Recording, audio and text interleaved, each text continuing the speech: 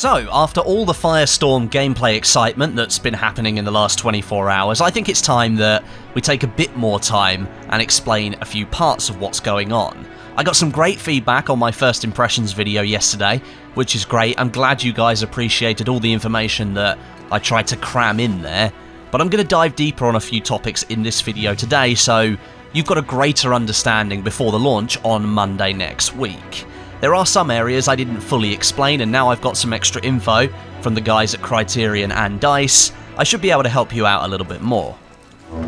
So, the first of the two topics that I want to cover off today is weapons and the inventory and how they're set up in FIRESTORM. In my video yesterday, I sort of went over what was on the screen and how you loot and things like that, but I didn't really dive into too much detail. So, unlike the standard multiplayer for Battlefield 5, FIRESTORM is going to be using a preset system to grade the weapons for their rarity, and then within those presets, there's a bunch of specializations, and those are going to affect how the weapons handle. You don't get to control what those specializations are, they are predetermined for each weapon. And the rarer the weapon tier, the better the specializations are going to be. As for the gadgets and general loot items, those will also be graded in rarity tiers.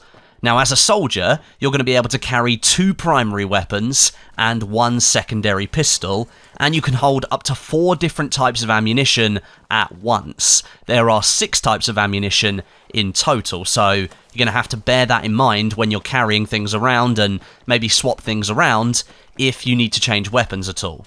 You also start with 4 gadget slots in your inventory. One of them is dedicated to healing items, the other is dedicated to grenades, and then the 2 last ones, they can be filled with whatever you find. Spare armor plates, a Panzerfaust, dynamite, whatever.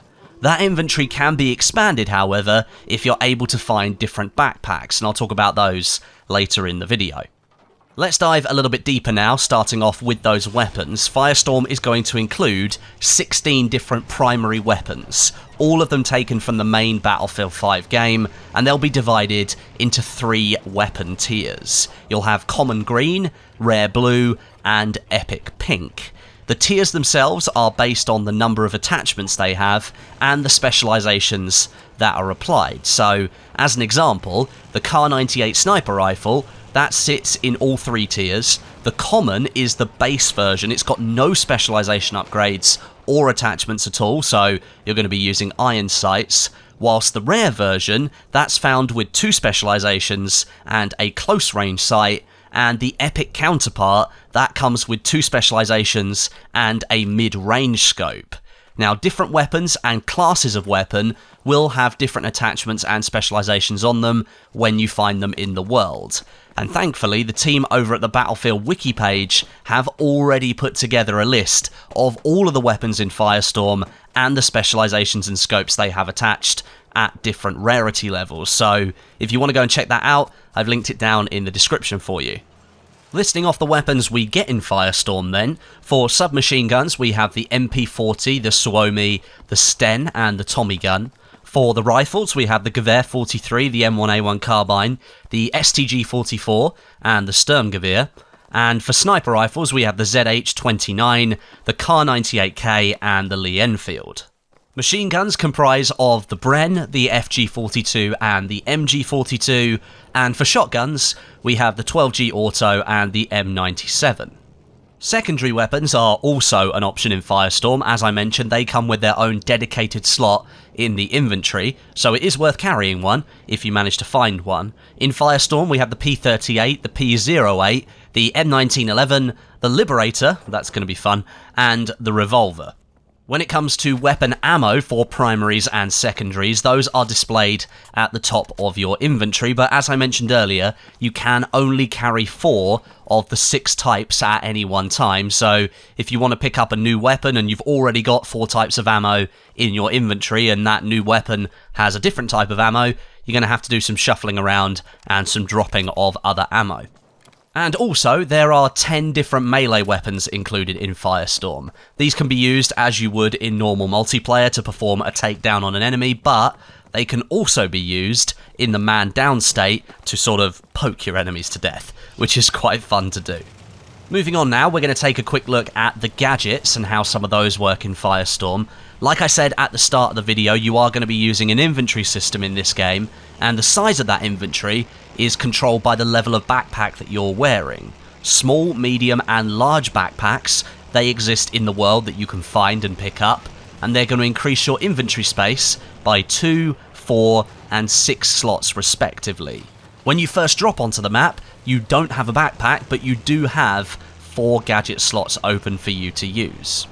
Healing is obviously a very important tool in a Battle Royale mode, and FIRESTORM has its own take on how that should work. Interestingly though, there is only one proper healing item in this game, healing Syrettes. They can be found all over the map, they're really common, and they can be applied to yourself with a short animation, or they can be applied to your teammates as well. They don't work when you're in the down state, however. One of your squad will have to come over and revive you. Armor vests are also a thing in FIRESTORM. You start with one already on, but it's a common level one, and you can only hold up to 1 armor plate in that. The rare and epic vests, those can be found around the map, and they can hold 2 and 3 armor plates respectively. That's going to give you extra resistance to incoming fire and explosive damage, and you can carry extra armor plates in your backpack as well, so you can swap out broken ones as and when you need to. And you're also able to carry light and heavy vehicle ammo in your inventory as well. That's going to give you a chance to top up a tank or a light attack vehicle with ammo should you need to. A lot of the time though, you're going to be loading that straight into the vehicle, so you don't have to mess around doing that once you've spotted somebody. But of course, there may already be enough ammo in it once you get it that you don't need to add any in the first time. There is quite a lot going on when it comes to weapons and gadgets and inventory in FIRESTORM, and hopefully all that extra information should help when you first drop in on Monday. There is one other section that I'd like to cover off in this video as well, and that's objectives, because there's more to it than what I showed in my video yesterday. There are 5 distinct types of objectives in FIRESTORM that you and your squad can seek out and complete. The first one of which I wouldn't really consider an objective myself, but it is on the objective list. This first one, strong boxes. These are your most common objectives, and if you've played Fortnite or Apex, these are essentially the same as chests and supply bins in those games. In Battlefield 5, they're wooden crates found around landmarks on the map, and they spawn in randomly at the start of a round. They can have multiple different locations that they can spawn in, so each round will likely be slightly different. Inside these strong boxes, you'll have a chance of landing up to 3 common, rare, or epic pieces of loot, so they're a good thing to be opening on your travels across the map. Next up, we have safes. There's plenty of these heavy boys scattered across the map, again, around the landmark locations, but these take a fair bit longer to open than the strong boxes. Your character's got to crack the lock on the front of the safe, so there's a bit of risk versus reward here. The safes only spawn higher value loot as well, so they are slightly better than strong boxes, so the chances of you getting something helpful to you at that point is a little bit greater. They also randomly spawn at the start of the round, just like strong boxes. Next up, we have the supply drops, and these are your random drops that occur throughout a match of FIRESTORM. A green flare will signal the location the drop lands on, so that you can make your way over there, but obviously everyone else is going to see the drop coming in, and maybe going for it, you're going to end up in a gunfight. And now we have 2 larger forms of objective. Firstly, resupply points. These objectives will activate within the play zone, and really you can think of them as flags from the Conquest game mode. You can capture these objectives either on your own, with a squad mate, or as an entire squad, and you'll be able to secure a bunch of epic tier loot if you capture it. Just like Conquest flags, however, these objectives can be contested by multiple enemies, and since every enemy player is notified of the resupply point becoming active, there's a chance you will have to fend off others if you want the loot. The more of your squad you have in the capture area, the faster the resupply point will be captured for your squad. And lastly, we have the vehicle lockups. These are massive underground bunkers that house the heavy machinery of Firestorm. If you want a tank, go and find a vehicle lockup and open it and see what's hidden inside, and you might get lucky with a Churchill or a Panzer IV. So to get into these bunkers, you need to open 2 massive metal doors, which require significant interaction time to open. If you're in a squad, get 2 of your members to open each of the doors separately, but do them at the same time, and that limits the amount of time you're standing around waiting for the doors to open.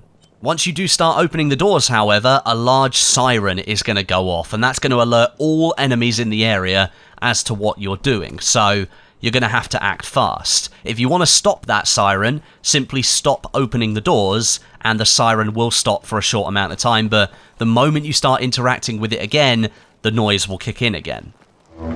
So, with objectives, there is a lot that you can focus on, but of course, all of these things are totally optional, and you can just loot from the ground if that's what you want to do, but these objectives are definitely the easiest way to secure higher tier loot, which of course is always preferable in a battle royale mode. I hope this video has helped answer some of the questions that you've had since my video yesterday, and it gets you in the mood for some Firestorm next week. But a big thank you for watching today, and until next time, my name is Westie, and I'll catch you guys in the next video.